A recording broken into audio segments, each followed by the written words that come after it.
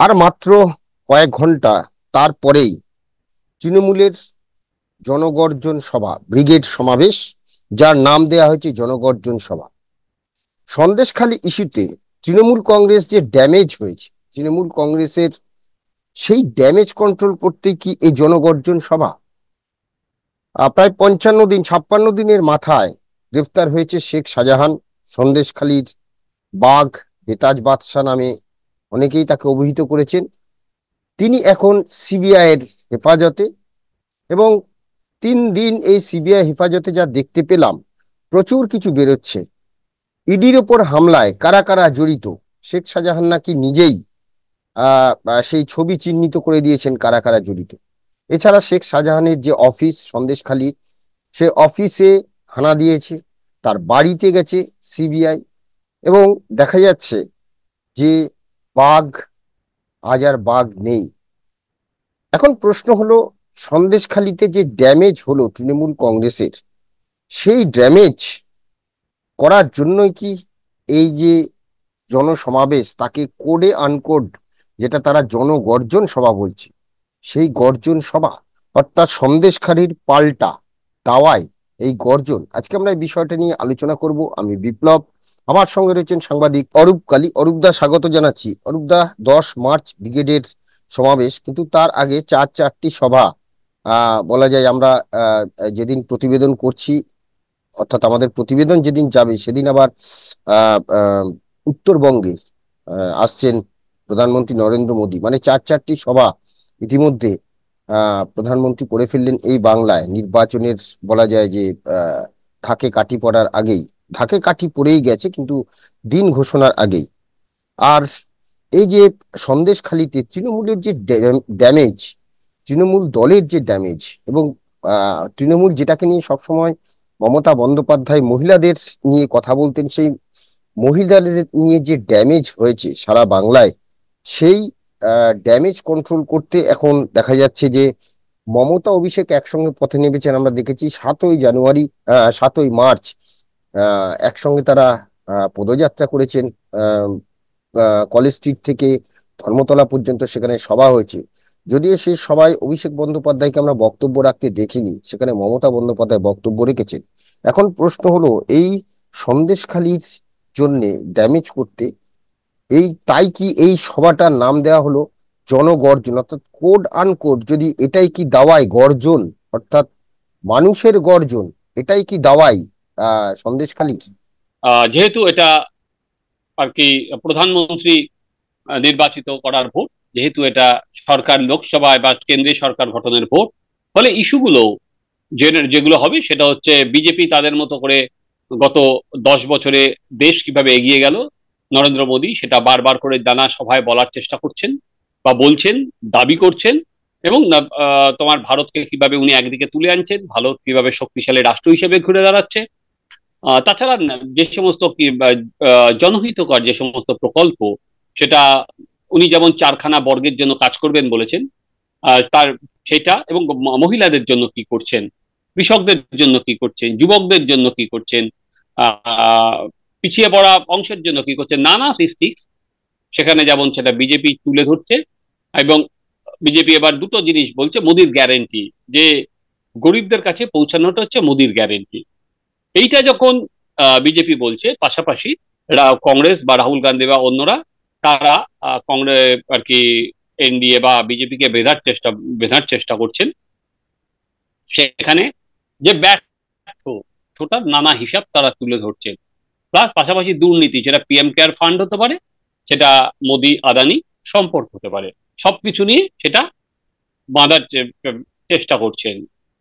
ধরো আজকে আমরা যখন করছি হচ্ছে নারী দিবসে, আমরা দেখলাম নরেন্দ্র মোদী কিন্তু মহিলাদের মোয়ার চেষ্টা করলেন, গ্যাসের দাম কমালেন হুম, হুম। তিনি, যে নারীদের জন্য।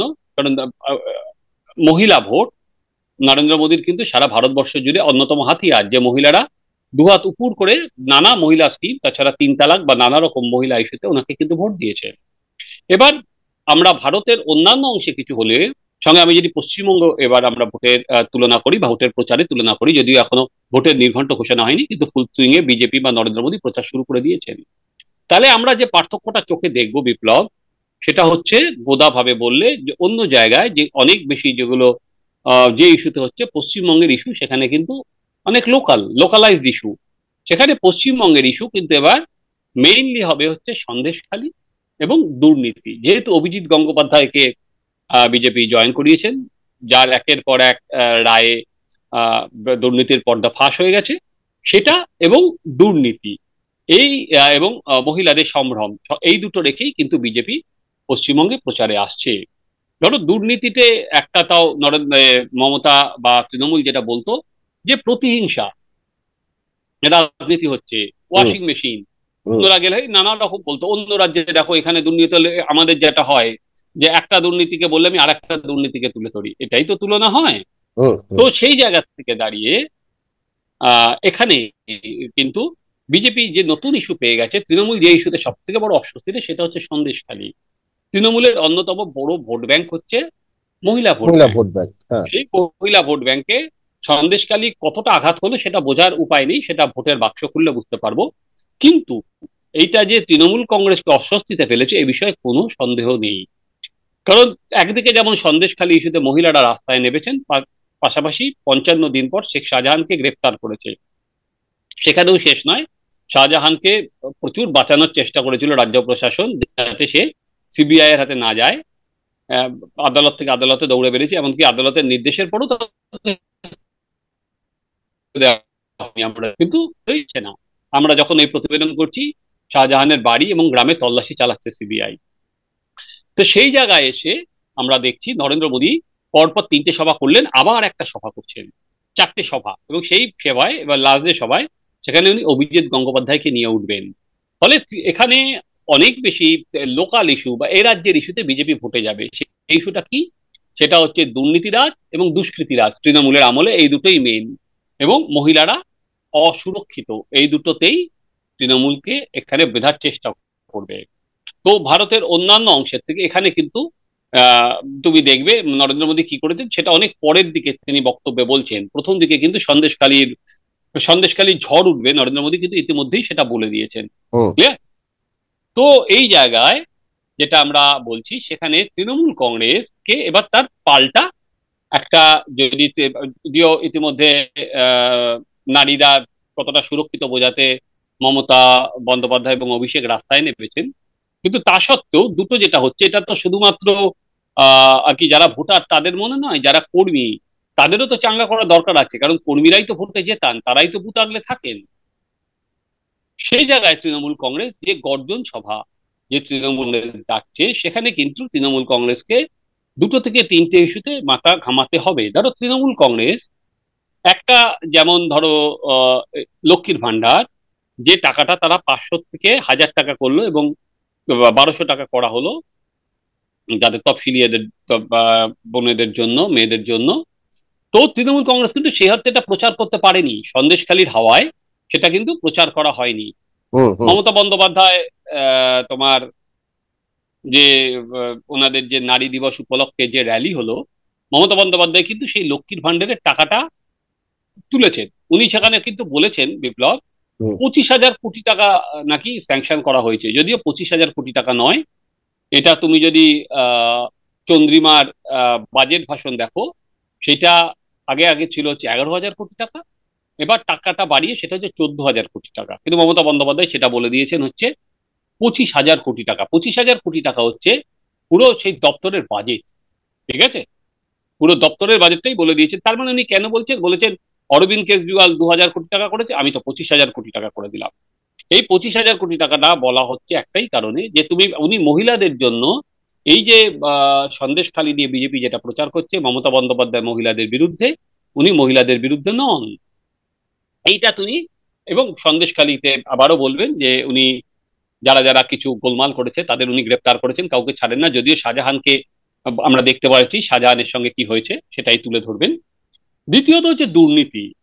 এইবার দুর্নীতি ইস্যুতে তৃণমূল কংগ্রেস যে আর কি একের পর এক মন্ত্রী, শিক্ষা দপ্তরের বিভিন্ন কর্মকর্তা, বিধায়ক যারা ছিল, এবার কিন্তু মমতা এতদিন পর অভিজিৎ গাঙ্গুলিকে নিয়ে এই দুর্নীতির বিরুদ্ধে পাল্টা বলবে, সওয়াল করবে, যে এই বিচারপতি যে এতদিন ধরে যিনি ইচ্ছা করে যে রায়গুলো দিয়েছেন, তার জন্য তৃণমূল কংগ্রেসের কোনো, উনি বিজেপির কথায় এক সিবিআই, ইডি, বিচারপতিকে সব এক লাইনে টেনে আনার চেষ্টা হবে, যে বিচারপতি বিজেপির কথায় করেছেন, সিবিআই কে আমাদের ঘরে ঢুকিয়েছেন, আমি বলেছিলাম, এইভাবে তৃণমূলকে শেষ করার চেষ্টা করছে। এইটাই, এই জায়গাতেই যাবেন উনি। কিন্তু এখানেও দুটো প্রশ্ন যেটা থেকে যায় পাল্টা কাউন্টার হিসেবে, দেখো আমরা সাংবাদিক হিসেবে কি করি, নেতা বা নেত্রী যা যেটা বলেন আমরা সেটা বিশ্লেষণ করার চেষ্টা করি, তার সব দিক তুলে ধরার চেষ্টা করি, সেটাই সাংবাদিক হিসেবে আমাদের কাজ, তাদের অংশকে বিশ্লেষণ করা।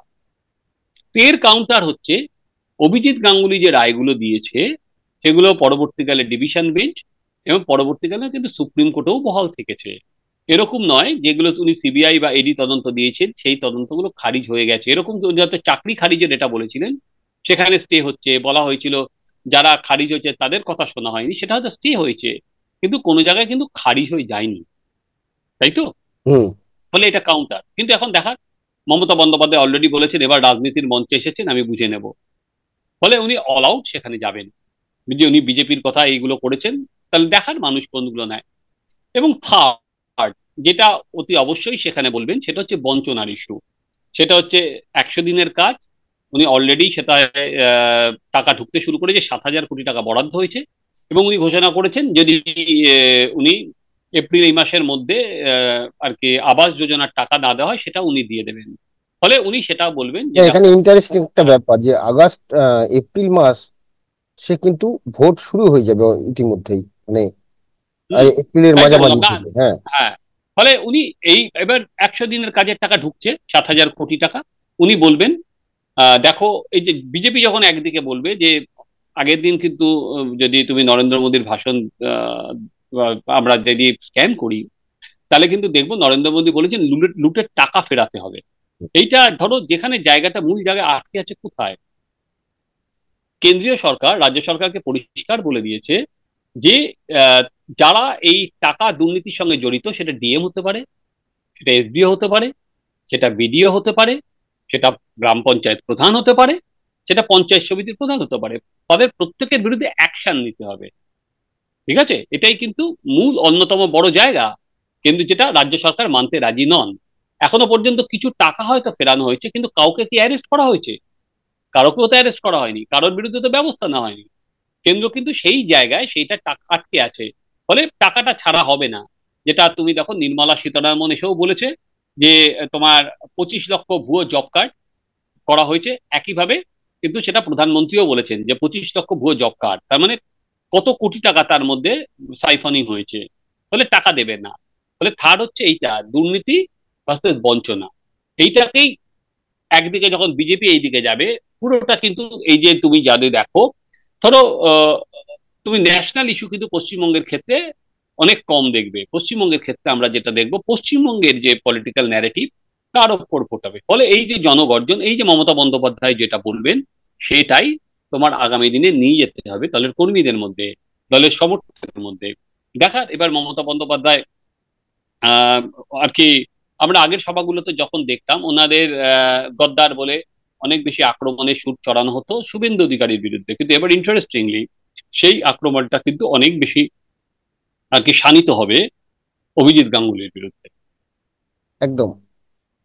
এখন দেখা যে সন্দেশখালির যে পাল্টা দাওয়াই গর্জন, সেই গর্জন সত্যি কাজ দেয় কি না, এবং আহ, এই যে ব্রিগেডের যে আয়োজন, সেখানে প্রচুর কর্মী সমর্থক আসবেন, হয়তো কয়েক লক্ষ কর্মী নেতাদের সমাবেশ হবে, এবং সেটা দেখিয়েই যে এই গর্জন সেটা দেখানো হবে, কিন্তু ভোটের বাক্সে তার কতটা প্রতিফলন হবে নজর থাকবে সেদিকেই। আপাতত আমাদের এই আলোচনা নিয়ে আপনাদের মতামত কমেন্টস বক্সে জানান। ভালো লাগলে অবশ্যই লাইক দেবেন। ধন্যবাদ অরূপদা, ধন্যবাদ আপনাদের। সবাই ভালো থাকবেন। নমস্কার। বাংলা বলছি চ্যানেলটি সাবস্ক্রাইব করুন এবং সমস্ত অনুষ্ঠানের আপডেট পেতে বেল আইকনটি অন করুন।